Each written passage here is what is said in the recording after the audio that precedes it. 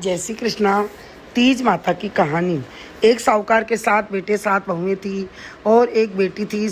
बेटी सबसे छोटी थी। माँ बाप नहीं थे, भाई भाभियों के पास रहती थी। उसकी शादी के बाद तीज का पहला त्यौहार आया। पुराने ज़माने में सावन में सास बहू एक जगह नहीं रहती थी। उसके ससुराल से सिंजारा नहीं आया।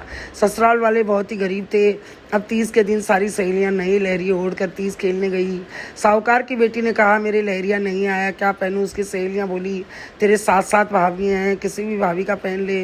वह बड़ी भाभी से बोली, आपका लहरिया दे दो। बड़ी भाभी ने मना कर दिया। ऐसे ही 6 भाभियों के पास गई, 6 ने मना कर दिया। आखिरी में 7वीं भाभी के पास गई तो उसने कहा, मैं दे तो दूंगी लेकिन मेरा लहरिया ख़राब मत करना, नया लहरिया है। ननद ने हाँ वर्दी पहनकर सहेलियों के साथ जंगल में तालाब के किनारे तीज खेलने चली गई। सब लड़कियों ने झाड़ की पूजा करी, परिक्रमा लगाई, आपस में गीत गाए, गले मिली। एक सहेली बोली, आज नदी में नहाने का मन हो रहा है। अपने लहरिये पेड़ पर टांग दिए। एक चील साहूकार की बेटी का लहरिया उठाकर ले गई। जब सबने देखा और उससे छुड़ाने लगे तो थोड़ा गीला हो गया, फट भी गया। वह रोने लग गई कि भाभी नाराज हो जाएगी। सहेलियों ने मिलकर उसको सुखाया और अच्छे से समेट कर दे दिया कि तुम आज त्योहार के दिन जीव मत दुखाओ। शाम को सभी सहेलियां घर आ गई। बहन ने लहरिया भाभी के कमरे में रख दिया। भाभी ने अपने लहरिये को देखा तो खटुए की पार्टी लेकर सो गई। उसने बताया कि उसका पति आया तो उसने बताया, तुम्हारी बहन ने मेरा लहरिया ख़राब कर दिया। अब मैं जब उठूंगी जब तुम्हारी बहन के खून से मेरा लहरिया रंग कर लाओगे। उसने कहा, एक ही बहन है, ससुराल में क्या जवाब देंगे, मेरे को हत्या का पाप लगेगा।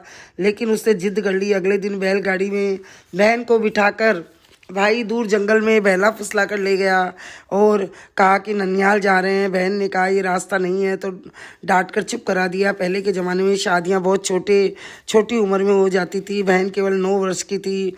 जंगल में गला काट कर उसके खून से लहरिया रंग कर अपनी पत्नी को लाकर दे दिया।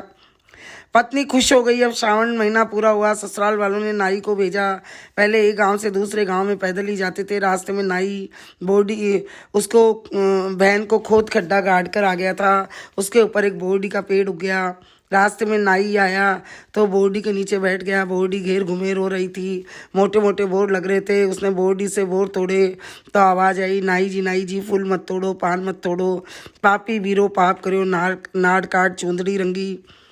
आवाज़ सुनते ही नाई बड़े वेग से दौड़ा कि इसमें तो कोई भूत प्रेत है, इसमें से आवाज़ आ रही है।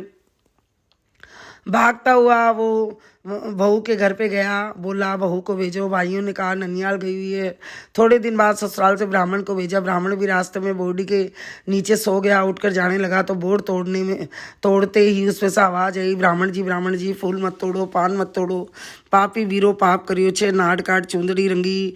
यह सुनकर ब्राह्मण भी भाग कर चला गया। बोला, इसमें तो जरूर कोई भूत प्रेत है। बहू के पियर जाकर बोला कि भाइयों से कि बहू को भेजो।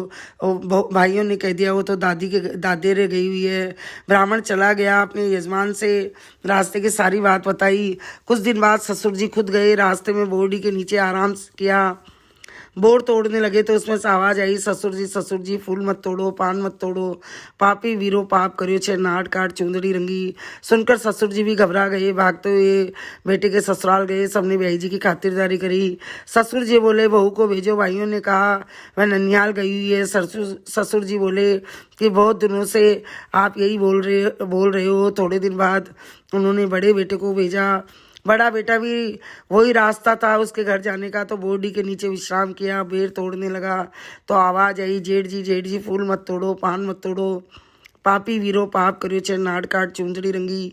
जेठ जी घबरा गए। भागते हुए भाई के ससुराल गए और कहा कि छोटी बहू को भेजो। भाइयों ने कहा कि दादेरे गई हुई है। जेठ जी बोले, बहुत बहाने लगाते हो, और वापस आ गए। थोड़े दिन बाद छोटे बेटे को भेजा तो भाभी को पियर लेने गया तो रास्ते में वही बोर्डी के नीचे आराम किया।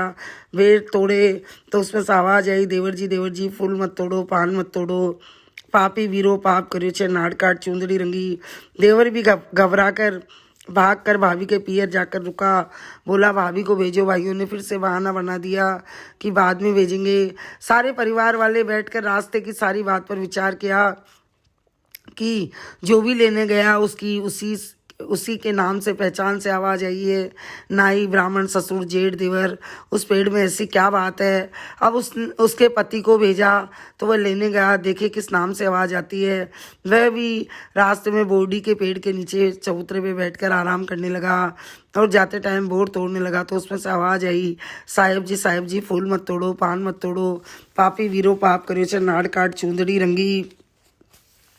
उसने एक बार हाथ बढ़ाया, 2 बार बढ़ाया, 3 बार बढ़ाया, तीनों बार एक ही आवाज़ आई कि साहेब जी फूल मत तोड़ो, पान मत तोड़ो, पापी वीरो पाप करो, चरनाड़ काट चूंदड़ी रंगी। उसने ध्यान से सुना तो उसको अपनी पत्नी की आवाज़ लगी। उसने उस बोर्डी को हटाकर ऊपर से काटा और उसको जोर से खींचा तो उसके अंदर सुंदर स्त्री निकली। उसने पूछा, तुम कौन हो? मैं आपकी पत्नी हूँ। उसने अपने पति को सारी कहानी सुनाई। कहा कि आपने तीज पर लहरिया नहीं भेजा, मैं भाभी का पहनकर बरबोडी की पूजा करके तीज खेलने गई थी, वहाँ पर तालाब के किनारे लहरिया रख दिया। चील झपट्टा मार कर ले गई, लहरिया तालाब में गिर गया और ख़राब हो गया, गिलमिल हो गया। भाभी ने जिद की, बहन को मारकर उसके खून से रंग कर लाओ। भाई ने गला काट कर लहरिया रंग दिया।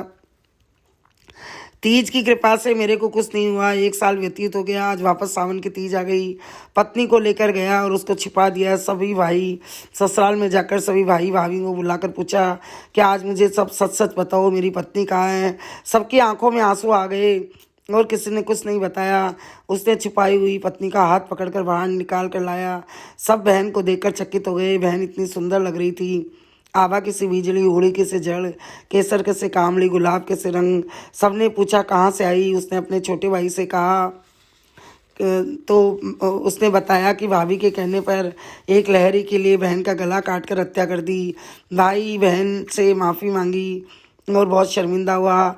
सारी नगरी इकट्ठी हो गई। सबके सामने बहन ने कहा, आज के बाद कोई भी लड़की अपनी भाभी का लहरिया नहीं पहनेगी। ससुराल वाले कितने भी गरीब हो, चाहे सूती लहरिया ही भेजे, बहू के लहरिया जरूर चढ़ावे। जो चढ़ावे हल्का भारी उसे ही पहनकर तीज माता की पूजा करे। हे तीज माता, जैसे उसकी जान बचाई, उसकी रक्षा करी, वैसे सबकी करना। कहता न सुनता न ओंकारो बढ़ता न। हे तीज माता, उसको अमर सुहाग दिया, वैसे सबको देना, सबकी रक्षा करना। बोलो तीज माता की जय।